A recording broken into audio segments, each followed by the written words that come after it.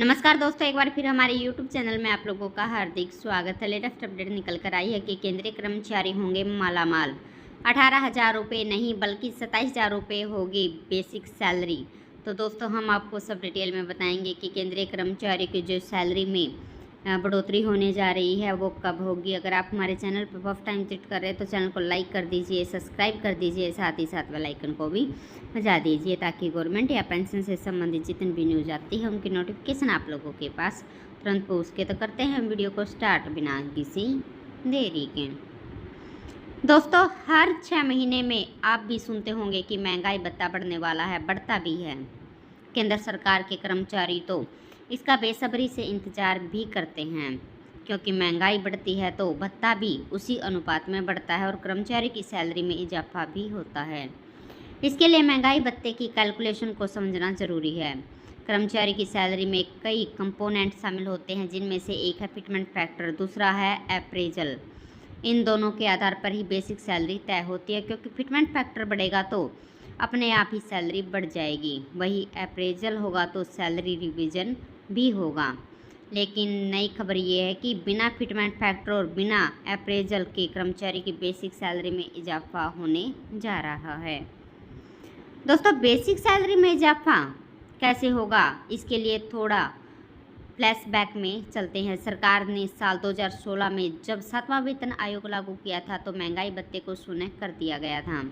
Calculation के लिए नया आधार वर्ष तय किया गया। महंगाई भत्ता शून्य होने से कर्मचारियों को ये फ़ायदा हुआ कि पिछला महंगाई भत्ता उनकी बेसिक सैलरी में जोड़ दिया गया। अब एक बार फिर ऐसा ही कुछ होने जा रहा है। महंगाई भत्ते को एक बार फिर से बेसिक सैलरी में मर्ज करके सैलरी बढ़ाने पर योजना बन रही है और फिर से महंगाई भत्ता 0 हो जाएगा। दोस्तों, अब सवाल ये आता है कि ऐसा क्यों होगा। दरअसल साल 2016 के मेमोरेंडम में ये बताया गया था कि जैसे ही महंगाई भत्ता 50% यानी बेसिक सैलरी का 50% होगा तो इसे शून्य कर दिया जाएगा। मतलब 0 होने के बाद अभी जो महंगाई भत्ता 42% मिल रहा है वो सीधा जो इससे जो 42% महंगाई भत्ता है वो बढ़कर जो 50% पर पहुंच जाएगा तो बेसिक सैलरी में अपने आप मर्ज हो जाएगा, जिससे कर्मचारियों को अपने सैलरी रिवीजन के लिए लंबा इंतज़ार नहीं करना पड़ेगा। पहले महंगाई भत्ता 100% से भी ऊपर निकल जाता था। छठे वेतन आयोग में यही फॉर्मूला था।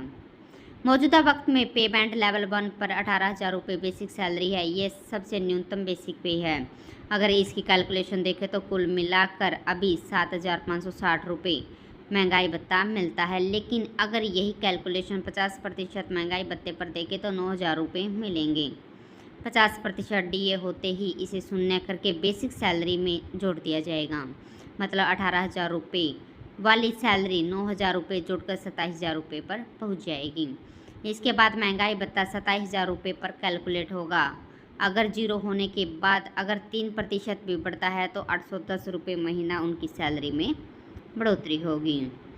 दोस्तों, मौजूदा वक्त में केंद्रीय कर्मचारी का महंगाई भत्ता 42% है। अब अगला रिवीजन जुलाई 2023 में होने वाला है, जिससे 4% की बढ़ोतरी हो सकती है। मतलब जुलाई में महंगाई भत्ता बढ़कर 46% हो जाएगा।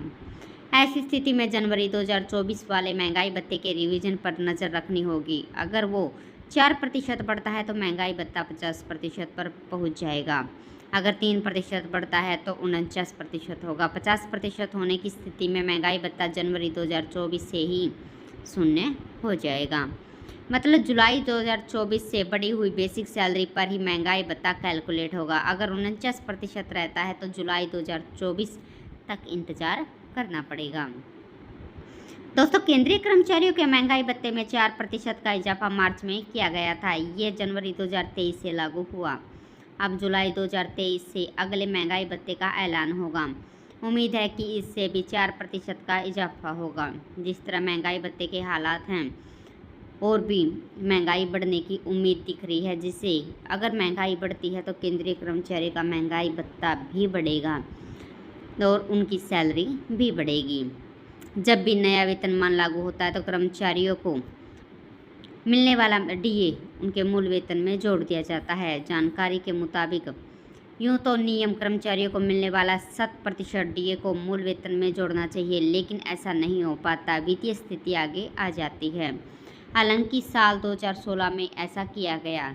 इससे पहले 2006 में जब छठा वेतनमान आया था तो उसमें 5वें वेतनमान में दिसंबर तक 187% डीए मिल रहा था। पूरा डीए मूल वेतन में मर्ज कर दिया गया, इसलिए छठे वेतनमान का गुणांक 1.87 था। तब नया वेतन बैंड और नया ग्रेड पे भी बनाया गया था, लेकिन इसे देने में 3 साल लग गए। तो दोस्तों आज के लिए इतना ही, मिलते हैं नेक्स्ट वीडियो में। तब तक के लिए जय हिंद, जय भारत।